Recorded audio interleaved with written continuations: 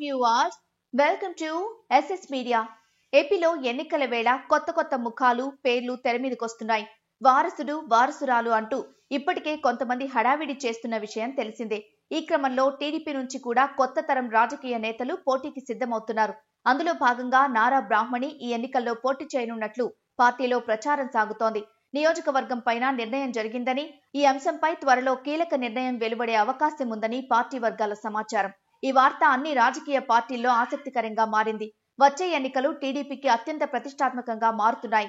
ప్రతి సీటు కీలకమవుతోంది. ఈ సమయంలో అభ్యర్థుల ఖరారులో టీడీపీ చీఫ్ చంద్రబాబు ఆచితూచి వ్యవహరిస్తున్నారు.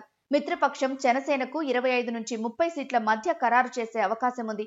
ప్రతి చోట గెలిచే విధంగా ప్లాన్ చేస్తూ ఏ ఒక్క అవకాశాన్ని వదులుకోవడం లేదాయన. అందులో భాగంగా తన ఫ్యామిలీ నుండే ఒక మహిళను పోటీకి దింపాలని చంద్రబాబు ఆలోచిస్తున్నట్లు ఇన్సైడ్ టాక్. దీంతో టీడీపీ నుంచి నారా బ్రాహ్మణిని ఎంపీ అభ్యర్థిగా ఎన్నికల బరిలో నిలబెట్టబోతున్నారనే చర్చ పార్టీ సీనియర్లలో మొదలైంది. దీంతో వచ్చే ఎన్నికల్లో నారా బ్రాహ్మణి పోటీ చేయడం ద్వారా పార్టీకి కలిసొస్తుందనే చర్చ జరిగి ఆమెనే పోటీకి దింపితే బావుండని అంతా అనుకుంటున్నారు. బ్రాహ్మణి ఇప్పుడు పూర్తి హెరిటేజ్ బాధ్యతల్లో నిమగ్నమయ్యారు. భువనేశ్వరితో కలిసి బిజినెస్ వ్యవహారాలు చూస్తున్నారు. ఇలాంటి టైంలో బ్రాహ్మణి రాజకీయాల్లో పోటీకి ఆసక్తి చూపుతారా లేదా అనే వాదన కూడా పార్టీలో ఉంది.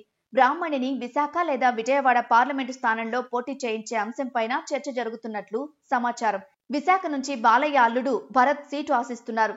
కానీ అక్కడ బ్రాహ్మణి పోటీ చేయడం ద్వారా విశాఖ పార్లమెంటుతో పాటుగా ఉత్తరాంధ్రలోనూ సానుకూలత వస్తుందని అంచనా వేస్తున్నారు.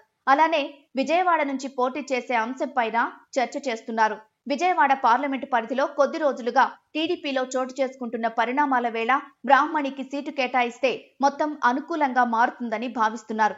అయితే ఈసారి టీడీపీలో కుటుంబానికి ఒక్క సీటే ఇస్తామని చంద్రబాబు స్పష్టం చేశారు. ఇప్పటికే చంద్రబాబు, లోకేష్, నందమూరి బాలయ్య, విశాఖ నుంచి భరత్ పోటీ చేయడం దాదాపు ఖరారైంది. ఈ సమయంలో బ్రాహ్మణికి సీటు ఇస్తే పార్టీలో ఎలాంటి స్పందన ఉంటుందనేది మరో చర్చగా మారింది. పోటీకి బ్రాహ్మణి అంగీకరిస్తారా లేదా అనేది అన్నింటికంటే కీలకమైన అంశం. బ్రాహ్మణి అంగీకరిస్తే పోటీ, సీటు పైన చంద్రబాబు తుది నిర్ణయం తీసుకునే అవకాశం ఉందని పార్టీ నేతలు చెబుతున్నారు.